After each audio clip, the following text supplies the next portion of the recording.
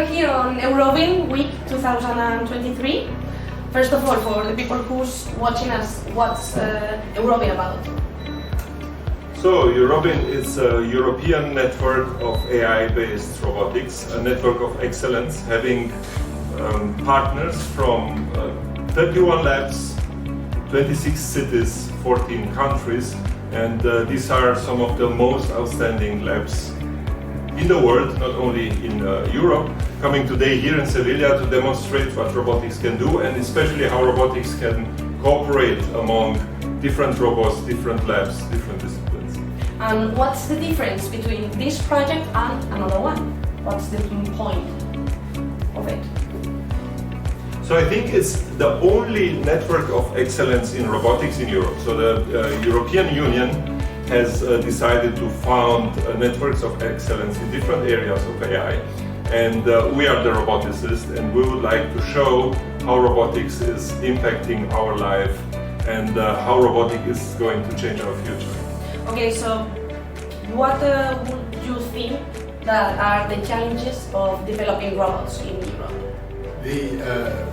Europe has a strong tradition in robotics. This comes from a solid background in industry and also in the technology transfer. There are a number of research labs that have given rise to spin-offs and startup companies that gradually they're becoming a sort of small or medium enterprises. So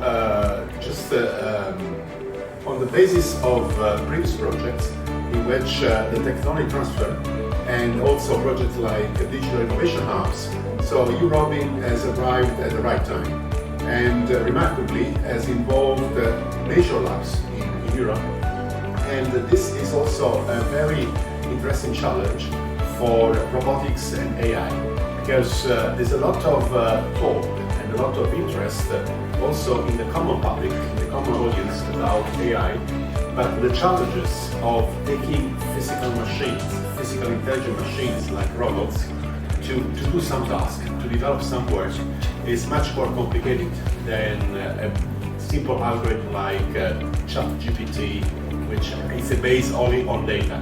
So here, of course, we deal with data, but also we deal with physics, with reality. This is the concept of physical AI, and it's also the concept of interaction technology. And Europe has always been playing a sort of leading role in the interaction technology and the, as Alin said, AI-based robotics. So in comparison with the rest of the world, as you were talking, Europe has a very long tradition. How do you see Europe in comparison with other parts? Well, first I would like to say that in this network of excellence, we want to develop scientific and technological development, new scientific and technological developments, and also to build the community. So we want to build the robotic community, including not only research laboratories, but also companies.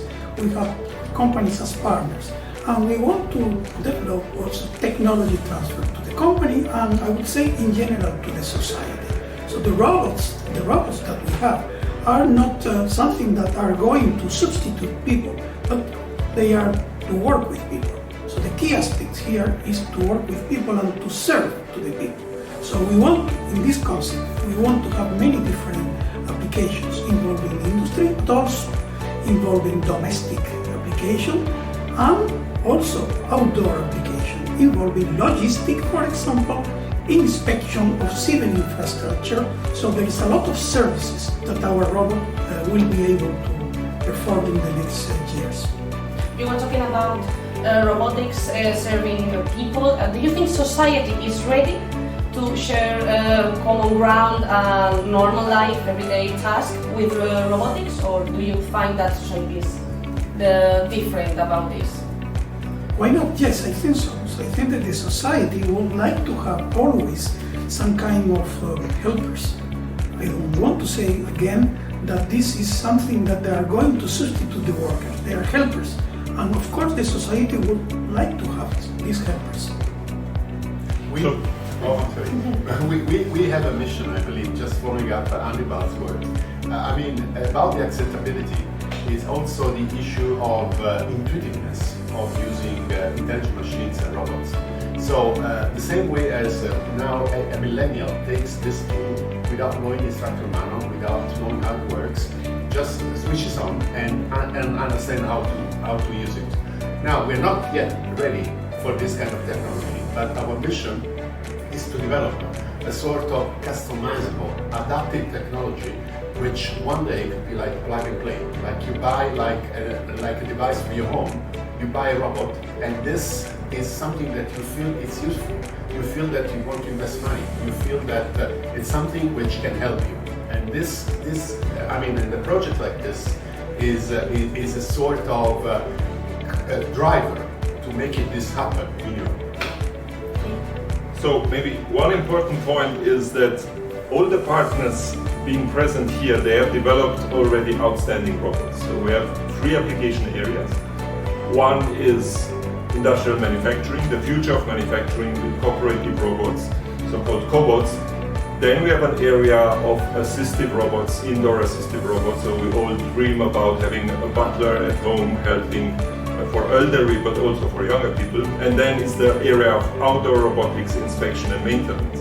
And we have plenty of humanoid robots, advanced arms, flying systems, centaurs, quadrupeds on wheels, and they are all by themselves already outstanding. Now the question for us is how could we advance as a European community even faster by transferring methods and learning results from one lab to the other. So just imagine one of the humanoid robots figured it out, or maybe a user programmed that robot in their own home to solve a task, right? Maybe to open the fridge and take some objects or prepare a dish. And then over the cloud and the so-called EuroCore software infrastructure we provide, you can deploy this feature to a completely different robot from a completely different lab. That's our vision, right? Because many skills and features are similar, although the robots are different. And this will also boost the way we can access data, but also we can process data for learning together, right? All these AI methods are very data hungry, so you need to generate a lot of data. And by having a joint interface and a joint databases, all those robots should be able to advance faster. And that's what's maybe the main aim of the project, euROBIN. So for the project, you think that this might be the future for overlook on the 5 to 10 years? Or how do you see future in this period of time? 5 to 10 years, we see the tremendous advancement of AI in robotics, right? With speech interaction, but also the ability to get task-solving solutions from the internet. And transferring this AI, which today mainly happens in the internet, to the physical world, I think we mentioned this together, is a big challenge, right? And because in the physical world, data are expensive, right? We don't have millions of robots as we have millions of users yet. But in order to start deploying, you need those many robots. And I think that this is also something which our project might hopefully contribute. And we are here now for 1 full week with all those fantastic robots, having a hackathon, so having our PhD students, our postdocs, our master students working together, learning from each other, and teach our robots how they should learn from each other. So we are researchers and engineers. Researchers, we are looking to the future. So we are building the future now with our robots. So we are thinking to the future. How will be the future? I think that we can, in some way, modify the future. So we are working to do that. But also, we are engineers, and we want to transfer our results to work in the industry or with the industry in the next few years. So we are combining